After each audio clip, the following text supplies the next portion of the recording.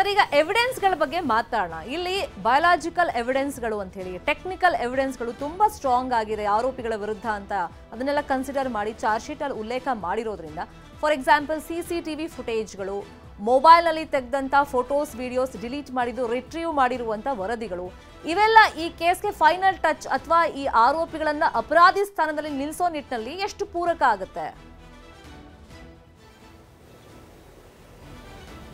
ಖಂಡಿತ ಭಾಳ ಮುಖ್ಯವಾದ ಸಾಕ್ಷಿಗಳು, ಪೂರಕಕ್ಕಿಂತ ಹೆಚ್ಚಿಗೆ ಭಾಳ ಮುಖ್ಯವಾದ ಸಾಕ್ಷಿಗಳು. ಇದೆಲ್ಲವೂ ಕೂಡ ನ್ಯಾಯಾಲಯ ಘಟನೆಗೆ ತಗೊಳ್ಕೊಡ್ತದೆ.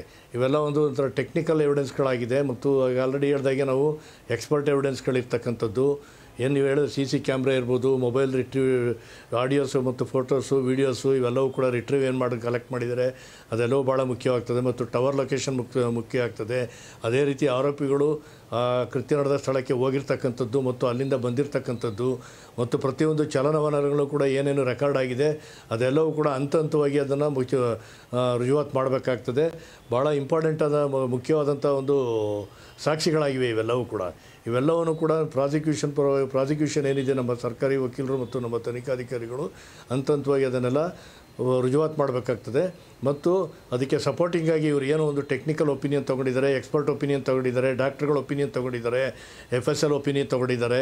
ಇವೆಲ್ಲವೂ ಕೂಡ ಸಪೋರ್ಟಿಂಗಾಗಿ ಕರ್ತವ್ಯ ನಿರ್ವಹಿಸ್ತವೆ. ಇದೆಲ್ಲವೂ ಕೂಡ ಭಾಳ ಮುಖ್ಯ ಆಗ್ತದೆ. ಈಗ ಕೊಲೆಗೆ ಪ್ರಚೋದನೆ ಎಲ್ಲಿಂದ ಬಂತು ಅಂದರೆ ಪವಿತ್ರ ಗೌಡರಿಂದ ಬಂತು. ಹಾಗಾಗಿ ಈ ಪ್ರಚೋದನೆ ಅಡಿಯಲ್ಲೇ ಅವ್ರನ್ನ A1 ಮಾಡಿದ್ದಾರೆ. A2 ಕಿಡ್ನಾಪ್ ಮತ್ತೆ ಹಲ್ಲೆ ಆರೋಪದ ಮೇಲೆ ದರ್ಶನ್ ಮೇಲೆ ಇರೋದ್ರಿಂದ ಈ ಪ್ರಚೋದನೆ ಕೊಟ್ಟಂತ ವ್ಯಕ್ತಿಗೆ ಇಂತಹ ಪ್ರಕರಣಗಳಲ್ಲಿ ಯಾವ ರೀತಿ ಶಿಕ್ಷೆ ಆಗುವಂತ ಪಾಸಿಬಿಲಿಟೀಸ್ ಇರುತ್ತೆ. A2 ಸ್ಥಾನದಲ್ಲಿ ದರ್ಶನ್ ಇರೋದ್ರಿಂದ ಕಿಡ್ನಾಪ್, ಸಾಕ್ಷಿ ನಾಶ ಅಂದ್ರೆ ಅದಕ್ಕೆ ಆಸೆಯನ್ನ ತೋರಿಸಿ 30 ಲಕ್ಷ ಹಣಕ್ಕೆ ಡೀಲ್ ಎಲ್ಲ ಮಾಡಿದ್ದು, ಈ ಹಣವನ್ನ ವಿಲೇವಾರಿ ಮಾಡೋದಕ್ಕೆ, ಜೊತೆಗೆ ಹಲ್ಲೆ ಮಾಡಿರೋದು. ಈ ಶಿಕ್ಷೆಯ ಪಾಸಿಬಿಲಿಟೀಸ್ ಬಗ್ಗೆ ಹೇಳೋದಾದ್ರೆ ಸರ್,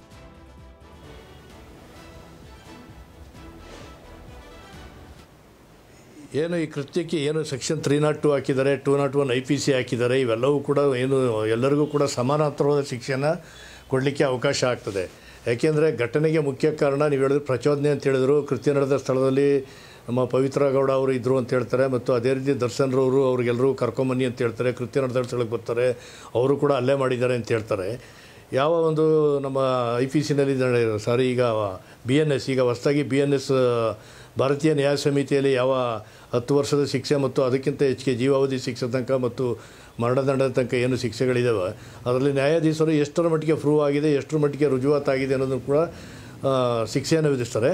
ಅದರಲ್ಲಿ ಅವರಿಗೆ ಬೈಫ್ರಿಕೇಷನ್ ಏನು ಬರಲ್ಲ. ಯಾಕೆಂದರೆ ಇವರು ಬರೀ ಪವಿತ್ರ ಗೌಡರವರು ಬರೀ ವಿಡಿಯೋನ ದರ್ಶನಕ್ಕೆ ಕಳಿಸ್ಬಿಟ್ಟು ಸುಮ್ಮನೆ ಆಗಿದ್ದಿದ್ರೆ ಇದು ಸಮಸ್ಯೆ ಆಗ್ತಿರಲಿಲ್ಲ ಅಲ್ಲಿ ಅವರಿಗೆ. ಅವರು ಕೂಡ ಕೃತ್ಯ ನಡೆದ ಸ್ಥಳಕ್ಕೆ ಬಂದಿದ್ದಾರೆ, ಅವರು ಕೂಡ ಒಂದೆರಡೇನೋ ಚಪ್ಪಲಿ ಹೊಡೆದಿದ್ದಾರೆ ಅಂತಲೂ ಕೂಡ ಹೇಳ್ತಾರೆ. ಇವೆಲ್ಲವೂ ಕೂಡ ಘಟನೆಗೆ ಆಗ್ತದೆ. ಯಾಕೆಂದರೆ ಮೂಲ ಇಲ್ಲಿ ಆಗಿರ್ತಕ್ಕಂಥ ಸಂಪೂರ್ಣವಾದ ಘಟನೆಯ ಪರಿಣಾಮ ಒಂದು ಕೊಲೆ. ಸೊ ಒಂದು ಈ ಕೊಲೆ ಆಗಿರೋದ್ರಿಂದ, ಒಬ್ಬ ಮಾನವ ಹತ್ಯೆ ಆಗಿರೋದ್ರಿಂದ, ಆಗ ಮಾನವ ಹತ್ಯೆಗೆ ಯಾವ ರೀತಿ ಸಂಬಂಧಪಟ್ಟ ಶಿಕ್ಷೆ ಇದೆಯೋ ಅದೇ ರೀತಿ ಶಿಕ್ಷೆಗಳು ಕೂಡ ಎಲ್ಲ ಆಗ್ತವೆ. ಆದರೆ ಸಾಕ್ಷಿ ನಾಶಕ್ಕೆ ಪ್ರಯತ್ನ ಪಟ್ಟವರಿಗೆ ಈ ಘಟನೆಗೆ ಸಂಬಂಧಪಟ್ಟಂಥ ಹೊರತಾಗಿ ಸಾಕ್ಷಿ ನಾಶಕ್ಕೆ ಸಂಬಂಧಪಟ್ಟಂಥ 201 IPC ಇತ್ತು. ಈಗ ಹೊಸ ನಮ್ಮ ಸಂಹಿತೆ ಪ್ರಕಾರ ಕಾಲಂ ಬದಲಾವಣೆ ಆಗಿದೆ. ಅದರ ಪ್ರಕಾರ ಏನು ಶಿಕ್ಷೆ ಇದೆ ಅದು ಖಂಡಿತ ಅವರಿಗೆಲ್ಲರೂ ಆ 4 ಜನಕ್ಕೂ ಕೂಡ ಆಗ್ತದೆ. ಇದರಲ್ಲಿ ನಮ್ಮ ಪ್ರಾಸಿಕ್ಯೂಷನ್ ಎಷ್ಟು ಮಟ್ಟಿಗೆ ಎಲ್ಲ ಅಂಶಗಳನ್ನು ರುಜುವಾತು ಮಾಡಿದ ಮೇಲೆ ಆ ಶಿಕ್ಷೆಯ ಪರಿಣಾಮವನ್ನು ನ್ಯಾಯಾಲಯ ತೀರ್ಮಾನ ಮಾಡುತ್ತೆ. ಸರ್, ಇಲ್ಲಿ ಪ್ರಮುಖವಾಗಿ ನಾವು ನೋಡೋದಾದ್ರೆ, ಒಂದು ಕೊಲೆ ಅಂತ ಆದಮೇಲೆ ನೀವು ಹೇಳ್ದಂಗೆ ಯಾರಿಗೂ ಕೊಲೆ ಮಾಡಿರುವಂತ ಹಕ್ಕಿರಲ್ಲ ಅಥವಾ ಕಾನೂನನ್ನ ಕೈಗೆತ್ತಿಕೊಳ್ಳುವಂತ ಒಂದು ಪರಿಸ್ಥಿತಿ ಬಂದ್ರೆ ಮುಂದೆ ಅದನ್ನ ಫೇಸ್ ಮಾಡಲೇಬೇಕಾಗುತ್ತೆ ಶಿಕ್ಷೆಯ ರೂಪದಲ್ಲಿ. ಇಲ್ಲಿ ಕೊಲೆ ಮಾಡುವಾಗ ಉದ್ದೇಶ ಪೂರ್ವಕವಾಗಿರ್ಬೋದು ಅಥವಾ ಹಲ್ಲೆ ಮಾಡಬೇಕು, ಆತನಿಗೆ ಬುದ್ಧಿ ಕಲಿಸ್ಬೇಕು ಅಂತ ಹೇಳಿ ಕರ್ಕೊಂಬಂದು 2 ಏಟ್ ಬಿಟ್ಟಾಗ ಆತ ಸತ್ತು ಹೋಗಿರ್ಬೋದು, ಉದ್ದೇಶ ಪೂರ್ವಕವಲ್ಲದ ಕೊಲೆನೂ ಆಗಿರ್ಬೋದು. ಸೊ ಇದನ್ನ ಯಾವ ತರ ಡಿಫ್ರೆನ್ಶಿಯೇಟ್ ಮಾಡ್ಬೋದು ಸರ್? ಉದ್ದೇಶ ಪೂರ್ವಕ ಕೊಲೆ, ಉದ್ದೇಶ ಪೂರ್ವಕವಲ್ಲದ ಕೊಲೆ.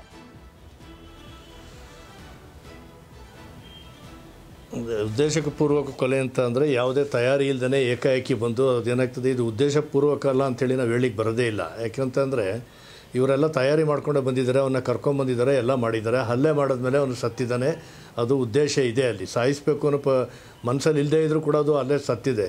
ಉದ್ದೇಶಕ್ಕೆ ಪೂರ್ವದ ಕೊಲೆ ಅಂತ ಅಂದರೆ ಸಡನ್ನಾಗಿ ಒಂದು ಉದಾಹರಣೆ ನಾನು ಹೇಳ್ಬೇಕಂತ ಅಂದರೆ, ನಾನು ನನ್ನ ಎದುರುಗಡೆ ಕುಳಿತಿದ್ದವನಿಗೆ ಸುಮ್ಮನೆ ಹಿಂಗೆ ಮಾತಾಡ್ತಾ ಕುಳಿತಿರ್ತೀವಿ, ಸಡನ್ನಾಗಿ ಏಕಾಏಕಿ ನಾನು ಅವನಿಗೆ ಒಂದು ಅಸಾಲ್ಟ್ ಮಾಡ್ತೀನಿ, ಏಕಾಏಕಿ ಸತ್ತೋಗ್ತಾನೆ. ಇಲ್ಲಿ ಉದ್ದೇಶಪೂರ್ವಕವಾದ ಕೊಲೆ ಅಲ್ಲ ಅಂತ ಅನ್ನಿಸ್ಕೊಳ್ಳುತ್ತೀಲಿ. ಯಾಕೆಂದರೆ ನನಗೆ ಉದ್ದೇಶ ಇರಲ್ಲ, ಮಾತನಾಡ್ತಾ ಕೊಡ್ತಿರ್ತೀವಿ, ಸಡನ್ ಪ್ರೊವೊಕೇಶನ್ ಆಗ್ತೀನಿ, ನಾನು ಪ್ರಚೋದನೆಗೊಳಗಾಗಿ ಅವನ ಮೇಲೆ ಹಲ್ಲೆ ಮಾಡ್ತೀನಿ, ಹಲ್ಲೆ ಮಾಡಿದಾಗ ಅವ್ನು ಸತ್ತೋಗ್ತಾನೆ. ಇಂಥ ಒಂದು ಸಂದರ್ಭ ಉದ್ದೇಶಪೂರ್ವಕವಲ್ಲದ ಕೊಲೆ ಅಂತೇಳಿ ಕನ್ಸಿಡರ್ ಆಗ್ತದೆ ಹೊರತು ಇಲ್ಲಿ ಎಲ್ಲ ಅಂಶಗಳು ಕೂಡ ಪರಿಗಣನೆ ಬಂದಿದೆ.